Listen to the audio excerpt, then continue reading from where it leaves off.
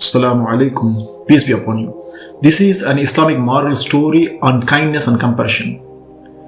Khalid and his family had been living in Tampere, Finland for several years. They loved the peaceful environment and the friendly community. One of their neighbors, his name is Markus Karjalainen. He was an elderly man who lived alone. Though they exchanged greetings occasionally, they never had the chance to interact much. One evening, as Khalid was returning home from the local mosque at Tampere, he noticed that Marcus was struggling to carry his groceries up the stairs. Without hesitation, Khalid stepped forward and offered to help. Marcus, surprised but grateful, and accepted the assistance.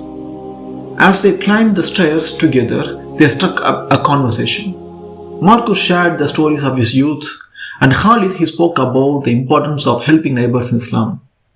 A few days later, Finland was hit by a heavy snowfall. Khalid's children were playing outside, and they noticed that Marcus' driveway was completely covered in snow. The children remembered their father's words about kindness. They rushed inside to tell his father. Without delay, Khalid and his children grabbed their shovels and cleaned the Marcus' driveway. They cleared the snow. When Marcus stepped outside and saw what they had done, he was deeply moved.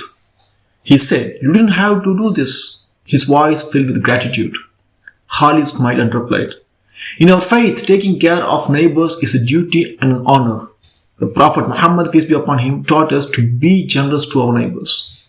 From that day onwards, Marcus and Khalid's family formed a strong bond. Marcus would often visit Khalid's family for tea, and Khalid's children would help Marcus with small tasks. Their simple acts of kindness not only strengthened their friendship but also reflected the true essence of generosity and compassion in Islam. Finally, a note.